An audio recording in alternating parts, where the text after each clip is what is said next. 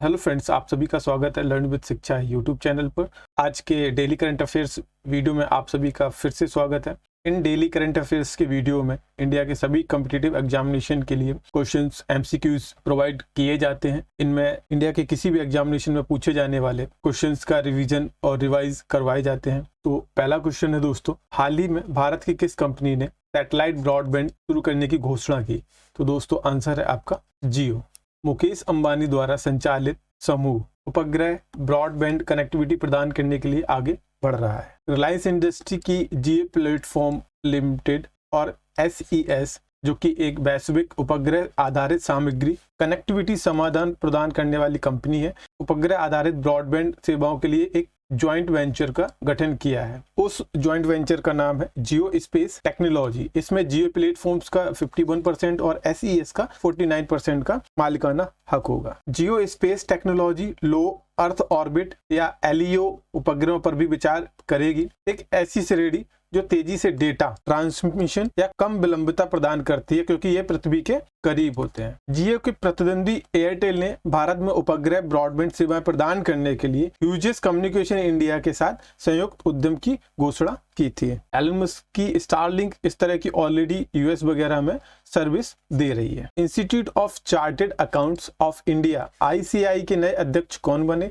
दोस्तों आंसर है देवाशीष मित्रा। वर्ष 2022-23 के लिए the institute of chartered accounts of India ICAI के अध्यक्ष के रूप में देवाशीष मित्रा को चुना गया है। मित्रा चार्टेड अकाउंट होने के साथ साथ कॉस्ट अकाउंटेंट और कंपनी सेक्रेटरी भी है। उनके पास वाणिज्य में मास्टर डिग्री और वह कानून स्नातक के साथ साथ एक योग्य सूचना प्रणाली लेखा परीक्षक भी है। ICAI भारत में चार्टेड अकाउंट पेशे के विनियमन हेतु चार्टेड अकाउंट्स एक्ट के अंतर्गत स्थापित एक संवैधानिक निकाय। इसका मुख्यालय नई दिल्ली तथा इसके 5 क्षेत्रीय कार्यालय मुंबई, चेन्नई, कानपुर, कोलकाता और नई दिल्ली में स्थित है। यह 114 शाखाओं के माध्यम से ICAI पूरे भारत में फैला हुआ है तथा दुबई में भी इसका एक कार्यालय है। नेशनल चार्टेड अकाउंट डे 1 जुलाई को मनाया जाता है। संसद के एक कानून से 1 जुलाई 1949 को institute of chartered accounts of India ICAI अस्तित्व में आया था। गोपाल दास पद से कपाड़िया, जिन्हें ICAI ने पहला CS सर्टिफिकेट दिया था, कपाड़िया ICAI संस्थान के पहले अध्यक्ष भी थे। उन्होंने अध्यक्ष के तौर पर सबसे लंबे समय तक काम किया।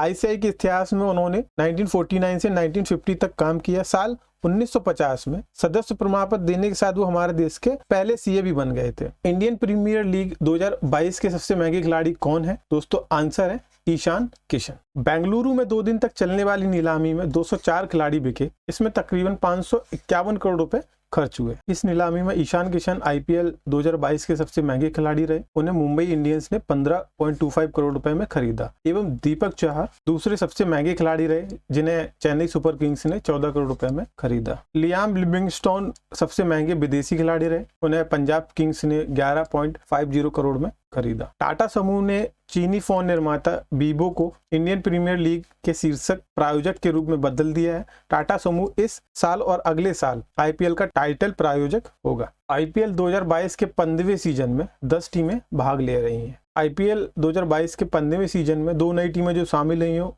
वो हैं लखनऊ और Ahmedabad. Important one liners static GK question दोस्तों, ब्रिटिश शासन द्वारा किन स्थानों के बीच प्रथम रेलवे लाइन शुरू की गई थी? दोस्तों आंसर है मुंबई से ठाणे के बीच। भारत का राष्ट्रीय पशु क्या है? आंसर है दोस्तों बाघ। भारतीय वायुसेना में कमीशन्ड अधिकारी का सबसे छोटा पद होता है पायलट ऑफिसर। युद्ध में साहस और पराक्रम के प्रदर्शन के लिए दिया जाने वाला भारत का सर्वोच्च सैनिक अलंकरण है परमवीर चक्र। विश्व का सबसे बड़ा महाद्वीप है एशिया। ऋतुएं किन कारणों से होती हैं? सूर्य के चारों ओर पृथ्वी का पराक्रमण से। पृथ्वी की सतह से सबसे दूर वायुमंडलीय परत किस नाम से विदित है? बाह्य मंडल से।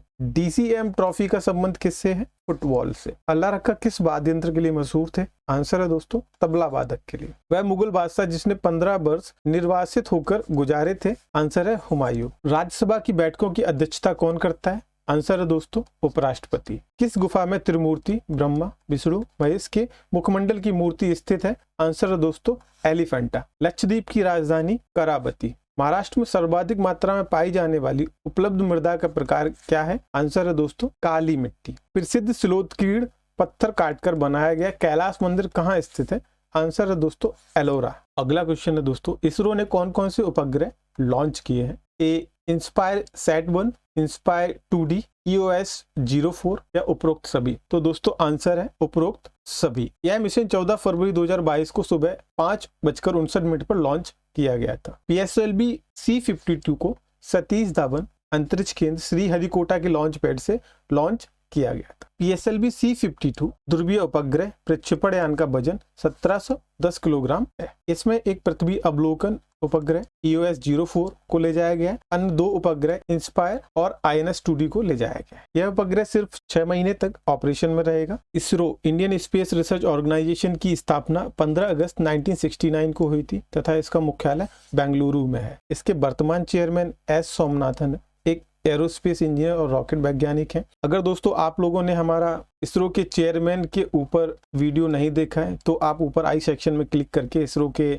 चेयरमैन का डिटेल वीडियो देख सकते हैं। दोस्तों अब जो उपग्रह लॉन्च हुए उनको डिटेल से देख लेते हैं क्या है एक्चुअली वो सैटेलाइट। पहला सैटेलाइट है EOS 04 जो कि अर्थ ऑब्जर्वेशन सैटेलाइट बोला जाता है। EOS 04 एक रडार जो इमेजिंग सैटेलाइट है जो कि आप हाई डेफिनेशन की इमेजेस को खींच के ट्रांसफर कर सकता है। यह सभी मौसम में हाई क्वालिटी के चित्र प्रदान करेगा। इसका उपयोग वृक्षारोपण, कृषि, बाढ़, मानचित्रण और मिट्टी की नमी और जल विज्ञान में किया जाएगा। अन्य 2 सैटेलाइट जो है उसमें है पहला इंस्पायर सैट-1। इसे Indian institute of space science IIST ने अमेरिका यूनिवर्सिटी ऑफ कोलोराडो के सहयोग से विकसित किया है। INS 2D यह भारत व भूटान के संयुक्त उपग्रह है। यह सैटेलाइट भूमि जल की सतह के तापमान थर्मल इंटीरियर का आंकलन करेगा। हाल ही में बिहार के खादी ब्रांड एम्बेसडर कौन बने? आंसर है दोस्तों मनोज तिवारी। भोजपुरी गायक और भाजपा सांसद मनोज तिवारी खादी और बिहार के अन्य हस्तशिल्प के ब्रांड एम्बेसडर होंगे। कुछ और ब्रांड एम्बेसडर के बारे में देख लेते हैं। अरुणाचल प्रदेश पर्यटन के brand ambassador John Abraham, Olympic movement के सोनू सूद, एमबी इंडिया के ब्रांड एम्बेसडर मीराबाई चानू है। Anti corruption helpline Andhra Pradesh के ब्रांड एम्बेसडर PV सिंधु है। अतुल भारत के ब्रांड एम्बेसडर नरेंद्र मोदी है। CRPF की ब्रांड एम्बेसडर PV सिंधु है। स्वच्छ भारत के ब्रांड एम्बेसडर काजोल है। सिक्किम राज्य के ब्रांड एम्बेसडर आपके AR रहमान है। स्किल इंडिया की ब्रांड एम्बेसडर आपकी प्रियंका चोपड़ा है।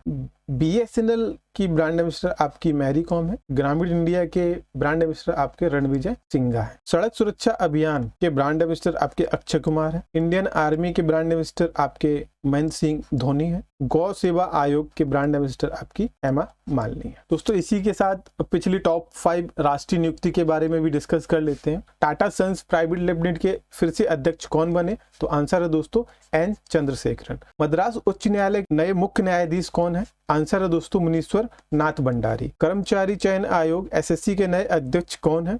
आंसर है दोस्तों S किशोर। वित्तीय सेवा विभाग DFS के नए सचिव कौन है? आंसर है दोस्तों संजय मल्होत्रा। कृषि एवं किसान कल्याण विभाग में नए कृषि सचिव कौन है? दोस्तों आंसर है आपका मनोज आहूजा। अगला क्वेश्चन है दोस्तों फ्रैंक वॉल्टर स्टीनमियर किस देश के राष्ट्रपति है? आंसर है दोस्तों जर्मनी के। जर्मनी यूरोप महाद्वीप में स्थित है। किस महाद्वीप में स्थित है आपका दोस्तों? यूरोप महाद्वीप में। जर्मनी की राजधानी बर्लिन है और करेंसी इसकी यूरो है। जर्मनी के राष्ट्रपति फ्रैंक वॉल्टर स्टीनमेयर है। जर्मनी की सबसे लंबी नदी का नाम राइन नदी है। जर्मनी के संविधान से क्या क्या लिया गया है? तो दोस्तों आपातकाल के दौरान राष्ट्रपति के मौलिक अधिकार संबंधी शक्तियां, आपातकाल के समय मूल अधिकारों का परिवर्तन। जर्मनी की संसद का नाम क्या है?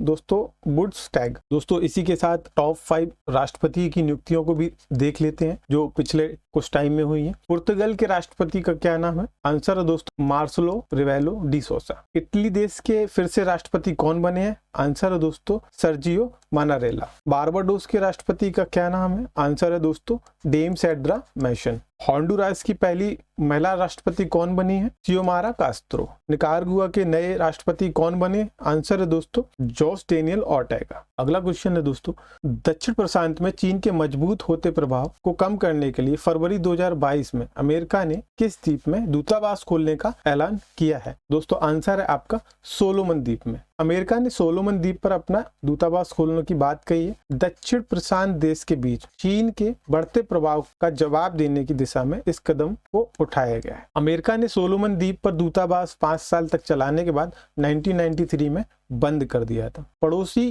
पापुआ न्यू गिनी के अमेरिकी दूतावास को ही सोलोमन द्वीप की जिम्मेदारी दी गई है। सोलोमन द्वीप की राजधानी होनियारा में है। फिलहाल छोटे दफ्तर से इसकी शुरुआत होगी, जिसमें 2 अमेरिकी और 5 स्थानीय नागरिक कर्मचारी होंगे। हाल ही में भारत ने किस देश के साथ रक्षा सहयोग किया है? दोस्तों आंसर है आपका मालदीव। हिंद महासागर में चीन के बढ़ते दबदबे की चिंता के बीच पिछले कुछ वर्षों में भारत मालदीव के द्विपक्षीय रक्षा संबंध मजबूत हुए। भारत द्विपक्षीय देशों में बुनियादी ढांचे और सामुदायिक विकास परियोजना के लिए 1.2 अरब डॉलर करोड़ रुपए का कर्ज दे रहा है। इसके अलावा भारत ने कोविड महामारी में बचाव के लिए मालदीव को वैक्सीन मैत्री के तहत टीकों की आपूर्ति की थी। किसके तहत दोस्तों?